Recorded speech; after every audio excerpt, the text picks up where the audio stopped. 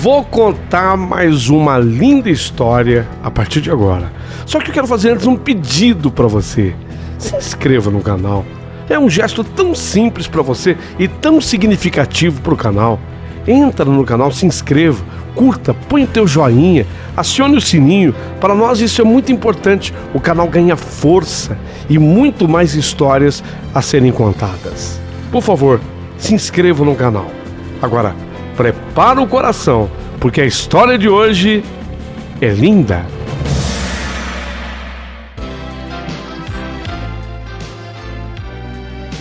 Rádio Emoção. Paulinho Boa Pessoa. A verdade de cada um.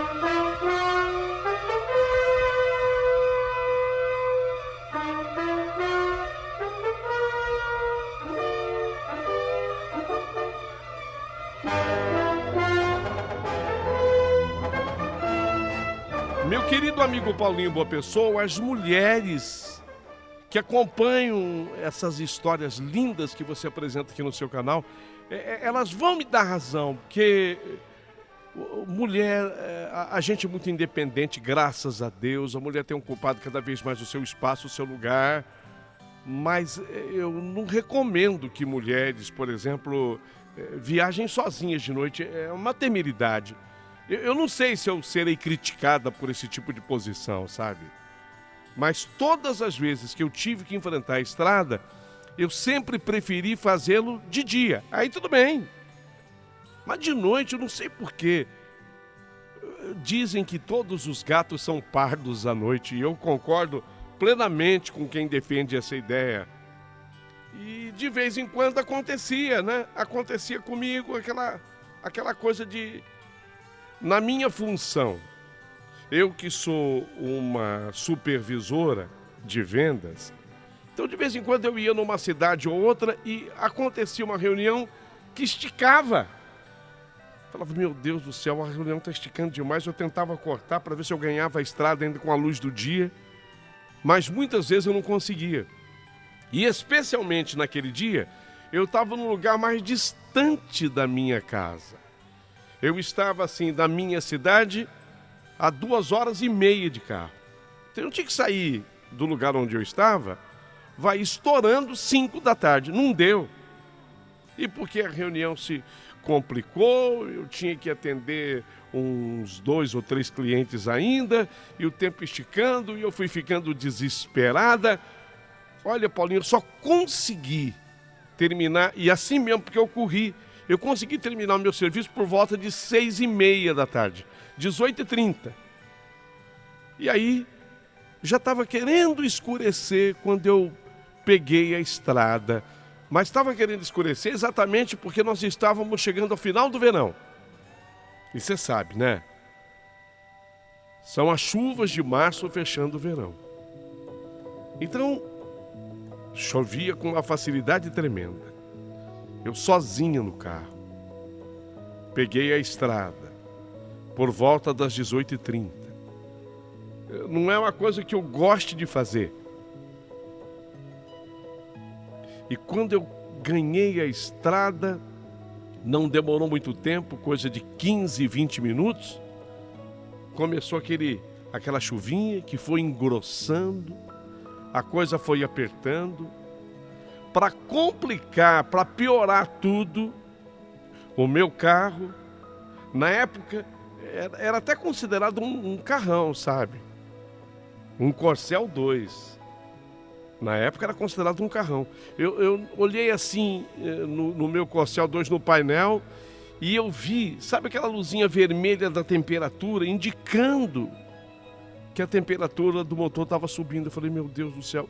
Ainda bem que chovia, nessas alturas do campeonato, chovia torrencialmente. Chovia bastante. E havia aquela coisa de que, como o motor estava esquentando, e eu vinha mais ou menos devagar, porque chovia bastante nessa hora, e eu evito parar no acostamento, eu vi até que saiu uma certa fumacinha do capô.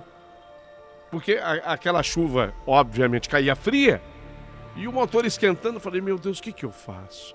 E eu fui ficando cada vez mais lenta, Eu que não tenho o hábito de parar no acostamento, acabei parando, esperando que arrefecesse um pouquinho a temperatura do motor. Quando diminuía, eu andava, aí apertava a chuva outra vez. Olha, foi uma situação terrível. E quando eu olhei no relógio,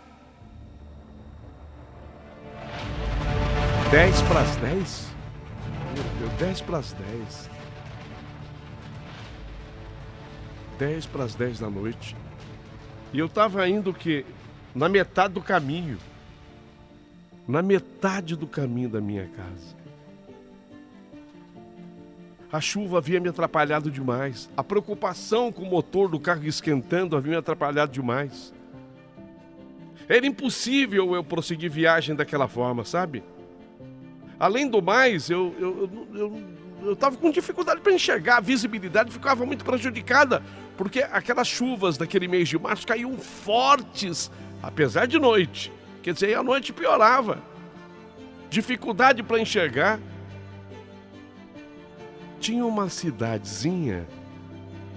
Falei, gente, eu vou ter que entrar aqui. Eu vou deixar a estrada e entrar na cidadezinha que ficava à margem da rodovia. Logo que eu estou entrando na cidade, eu avistei uma pequena pousada. É ali. Eu vou parar ali. E decidi que seria ali que eu iria pernoitar. De alguma forma eu faria contato com a minha família, algum telefone, alguma coisa, eu iria comunicar. Na época nós não tínhamos essa facilidade que tem hoje dos celulares. Então eu entrei naquela pousada, parei o carro, saí, chuva que Deus mandava, relâmpagos, trovões, chovia. Eu fui entrando logo assim no saguão da pousada. Por trás de um balcão de madeira, uma jovem me cumprimentou, apresentando-me boas-vindas, a recepcionista da pousada. Pedi para ela, por favor, você tem um quarto para pernoite? Só você? Só eu. Eu ainda olhei assim do lado para ver se não tinha ninguém, né?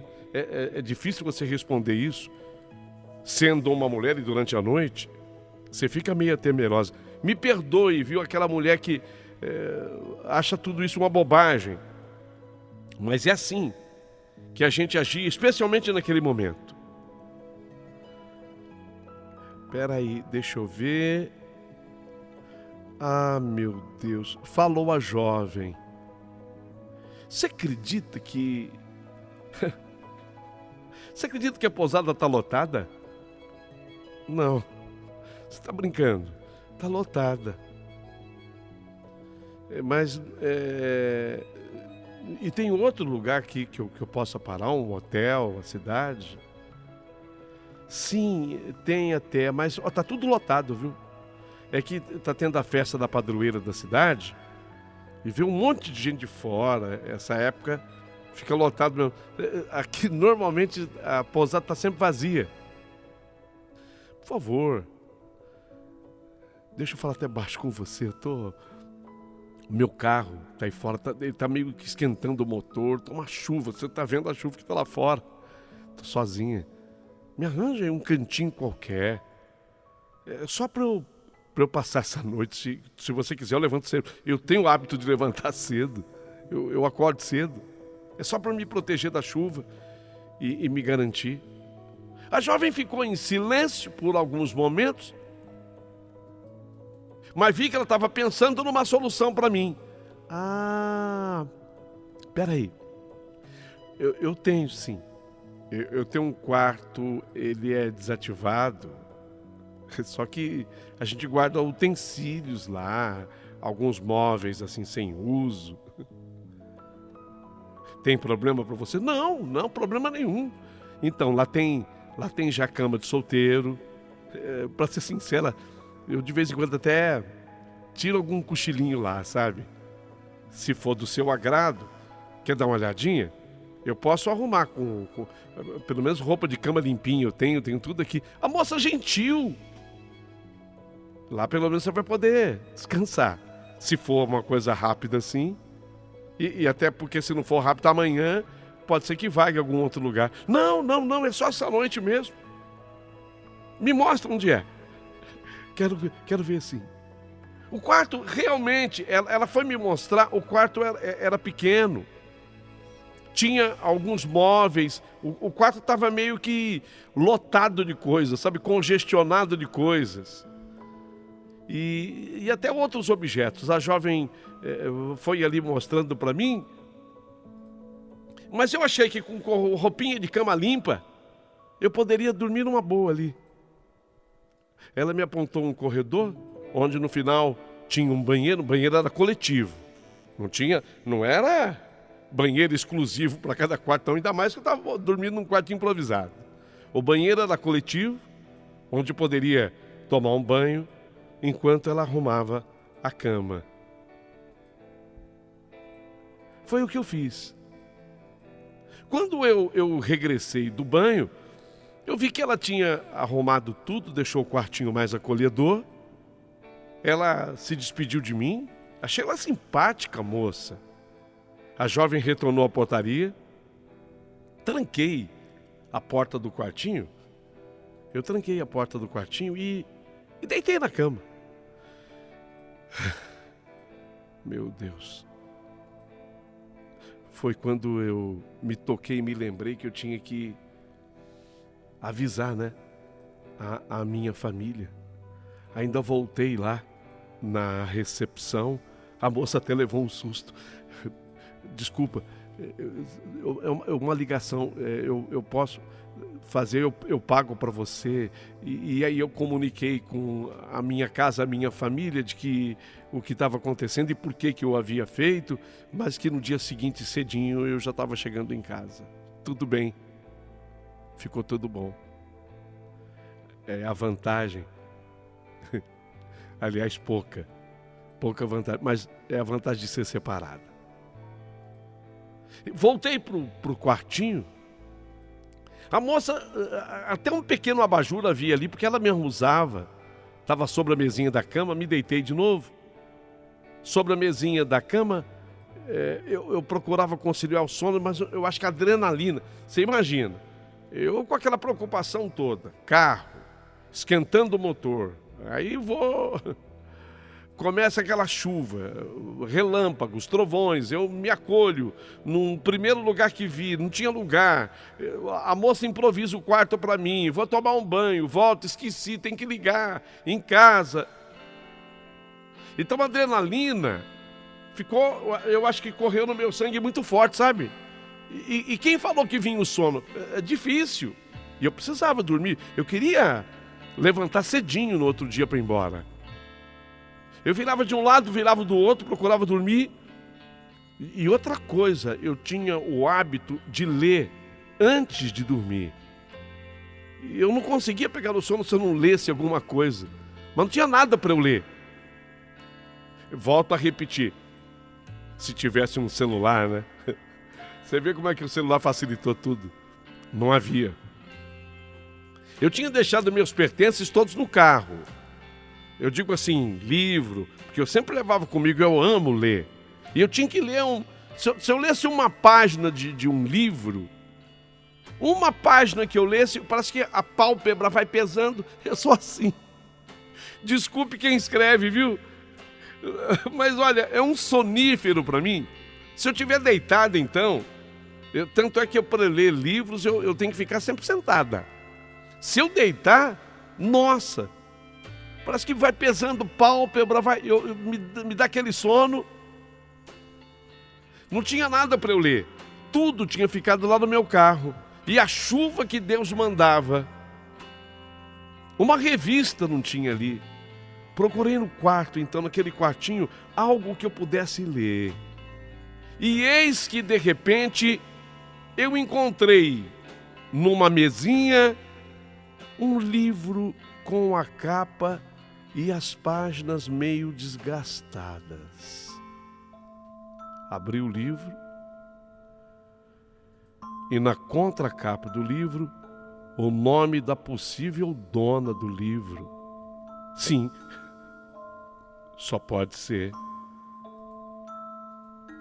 Pertence a Isabel.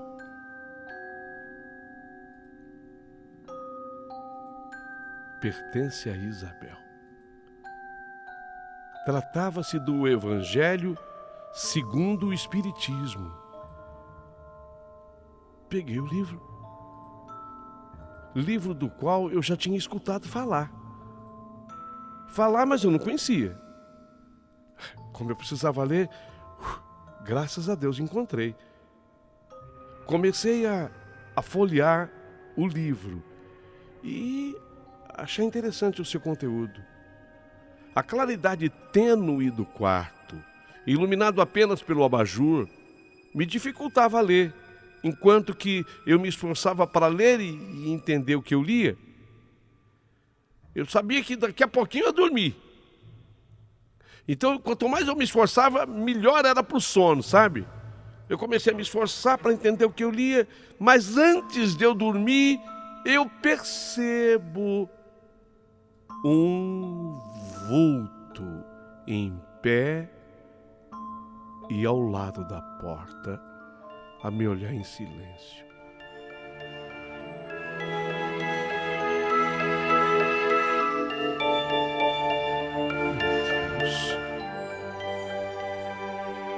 Meu Deus.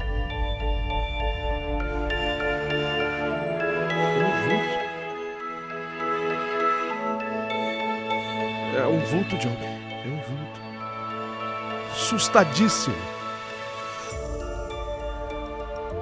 Assustadíssimo, eu pensei. É a moça da... Eu pensei comigo, eu queria acreditar. É a moça da recepção. Só podia ser ela. Mas como ela entrou, eu tinha fechado a porta. Ela tem cópia da chave? Sim. Era uma possibilidade. Era um vulto, mas eu não tinha visto o movimento. O quarto é pequeno. Eu arrisquei. Quem é você? Como você entrou aqui? Quem é você? Como você entrou? Gente, eu tinha trancado a porta. Era impossível alguém passar por lá. Eu vi que era uma moça. Era uma jovem. Aquela moça estava trajando uma espécie de um camisolão folgado que ia até os pés. Mangas compridas. Não dava para eu ver as mãos da moça, porque as mangas daquele camisolão eram compridas. Ela tinha os cabelos lisos, longos, derramados sobre os seus ombros e cobrindo os seios dela. Pude ver no seu rosto de pele extremamente clara uma expressão de angústia. E eu insisti. Quem é você? Quem é você? Eu sou a Isabel. Isabel, eu lembrei, era o nome que eu vi no livro. Pertence a Isabel. Eu tinha visto no livro. Eu sou a Isabel. E o que você está fazendo? O que você está fazendo Eu não sabia o que falar para ela, eu não sabia se eu dava uma bronca, porque a moça falou que estava tudo lotado na pousada. O que você está fazendo? Esse quarto aqui... Aí eu fiz uma pergunta ao contrário, esse quarto mas esse quarto é seu? Ela fez que sim. Fiquei parada como eu estava, deitada na cama com o livro nas mãos. Fiquei sem saber o que fazer. Não sabia se eu levantava e saía do quarto, se eu gritava e pedia socorro, se a moça da recepção sabia, se era uma moça que ela estava acudindo também, mas deveria ter me comunicado, onde a moça iria dormir. mas ela percebeu que eu estava com o livro na mão. E ela, aquela moça com a voz sussurrada, me pediu: leia para mim o item 3 do capítulo 5.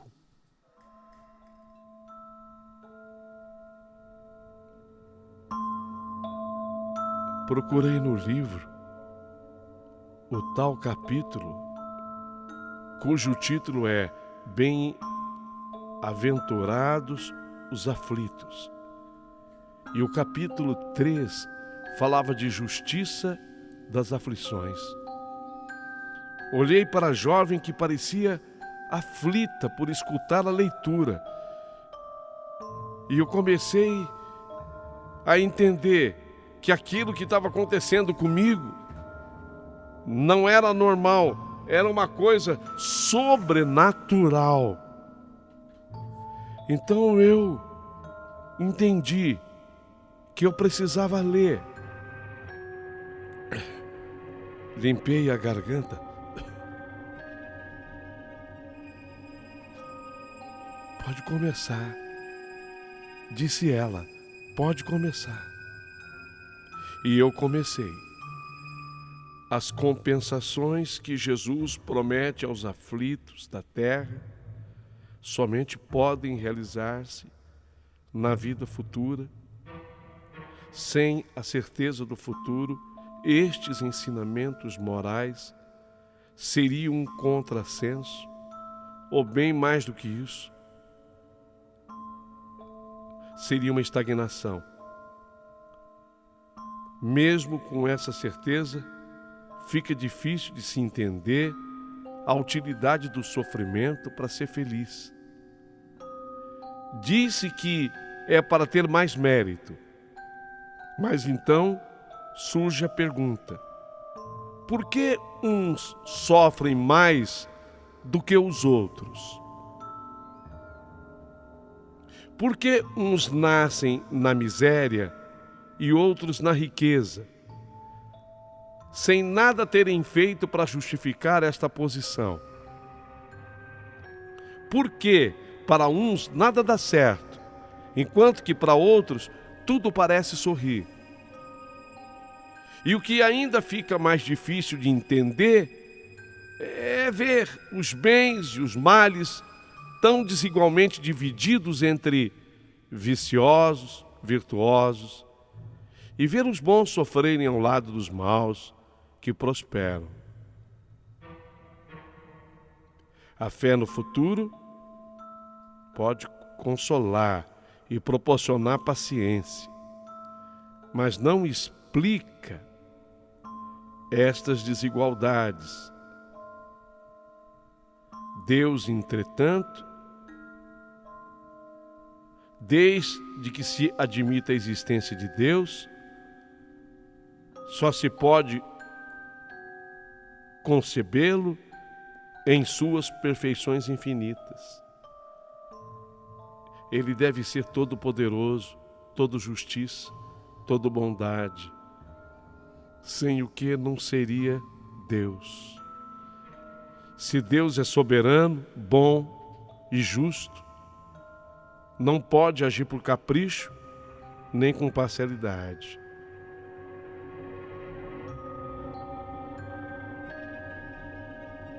Deus é Pai, é amor e é bondade. Deus é luz. Deus é luz. Deus é luz. Deus é luz.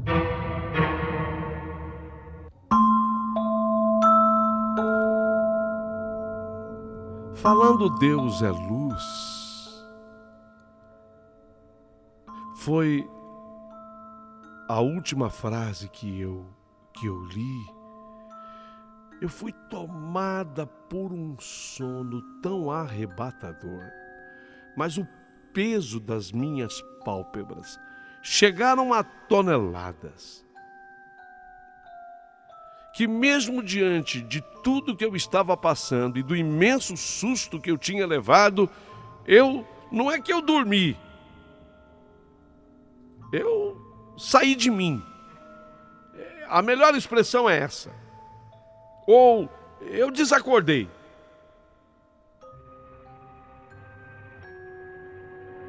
Deus é luz. Deus é luz. Quando eu acordei, e meu planejamento era acordar de madrugada, quando eu acordei no dia seguinte, os primeiros raios solares já invadiam um pequeno quarto onde eu estava. Eu vi o livro que eu tinha lido estava ao lado do travesseiro.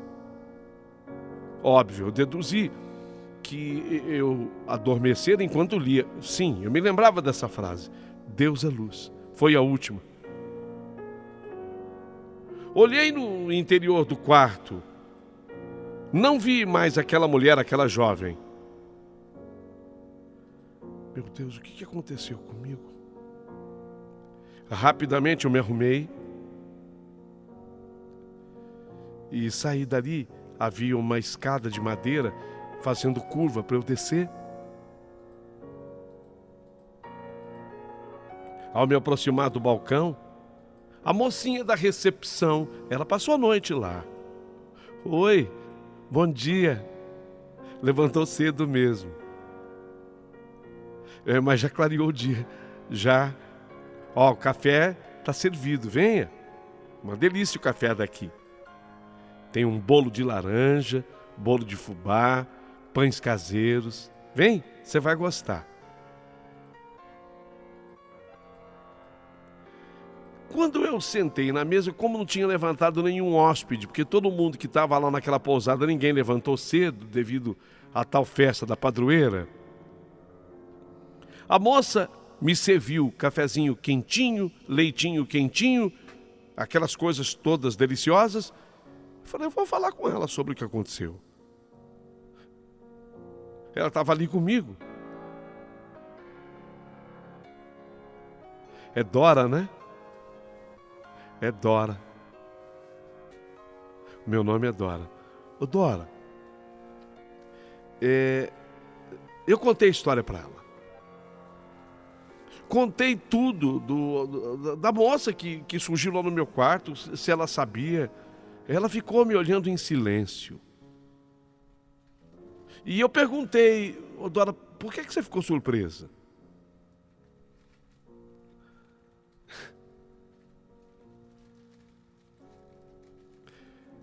Eu vou te contar.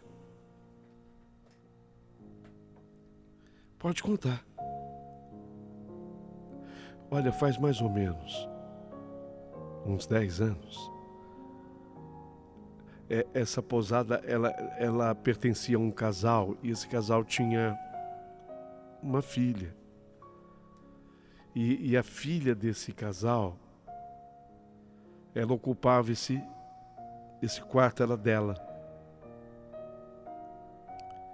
E aí esse casal, numa viagem que fazia para a capital, onde a jovem estudava, o pai e a filha sofreram um acidente automobilístico. O pai estava levando a filha para a capital.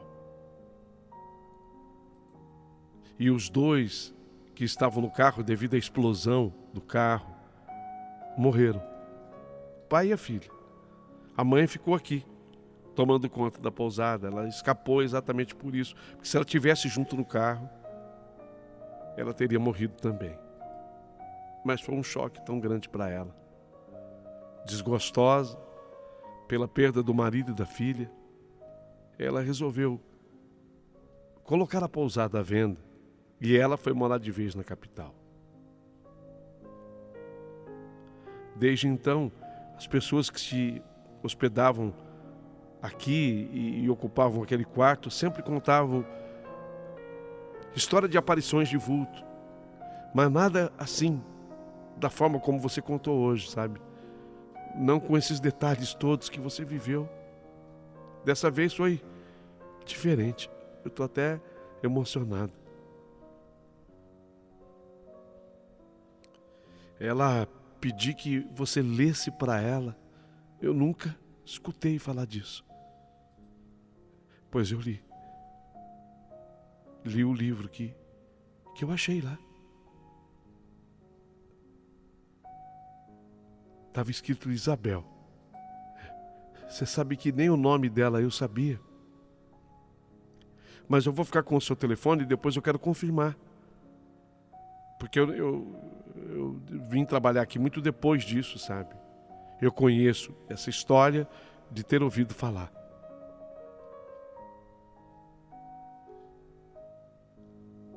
Paguei a conta depois de ter tomado café. Entrei no meu carro.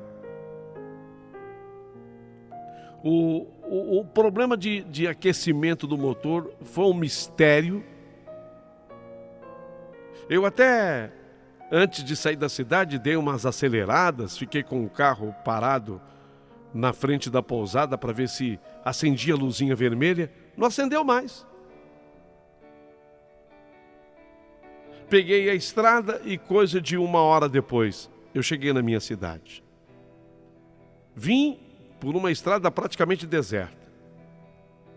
E ainda umedecida pela chuva da noite anterior.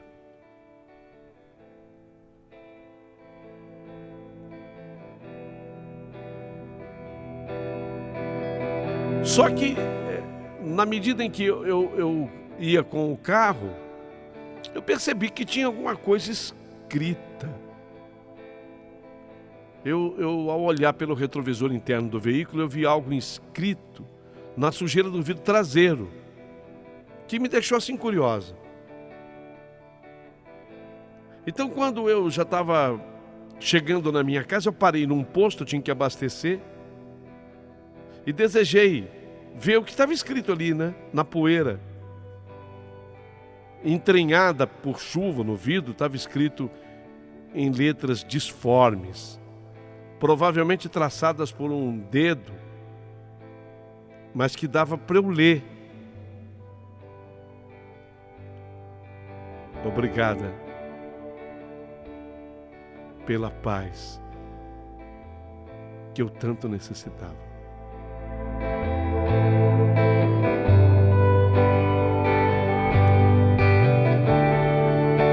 Obrigada pela paz que eu tanto necessitava.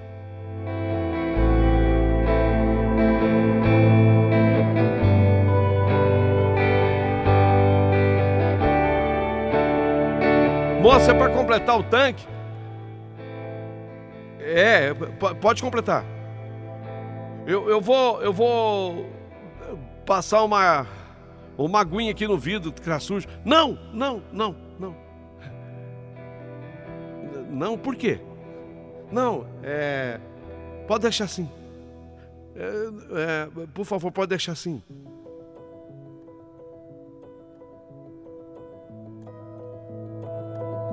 Eu queria chegar com aquela parte.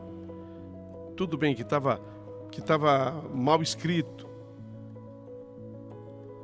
Eu consegui ler exatamente o que eu passei para vocês, mas eu pedi para o rapaz que ele que ele não passasse a água, não, porque ele queria, por uma gentileza do posto. Normalmente é assim, né? Nem todo mundo é tão gentil assim, mas ele era. Só que quando eu saí do posto, porque naquele momento a gente não tinha, repito, a facilidade do celular, eu queria fotografar aquilo, eu tinha que entrar na minha casa, tinha uma máquina fotográfica. Eu demorei o quê? Eu saí do posto, coisa de mais ou menos 10 minutos, eu já estava parado em frente à minha casa. No que eu desci correndo para ir pegar a máquina para fotografar, eu queria tirar uma foto daquela escrita. Cai uma chuva. Aquela chuva de verão. Durou o quê? 15 minutos e tanto. Cai uma chuva. Lavou o carro. Quando eu voltei, não tinha mais nada escrito. Ou seja, a mensagem estava ali apenas para eu ler.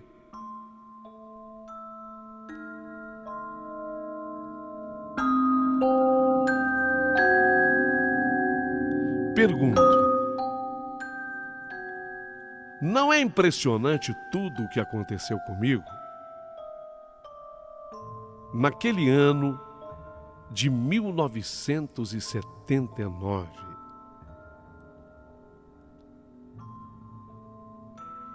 depois eu entrei em contato com aquela moça da pousada, fiquei com o telefone dela, ela confirmou que realmente o nome da moça era Isabel.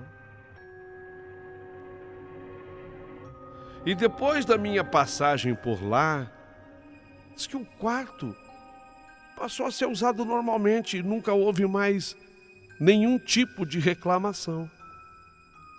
Ou seja, subentende-se, e eu disso nada entendo, mas subentende-se que eu acabei atendendo o desejo daquela moça na leitura daquele trecho que ela me pediu do livro.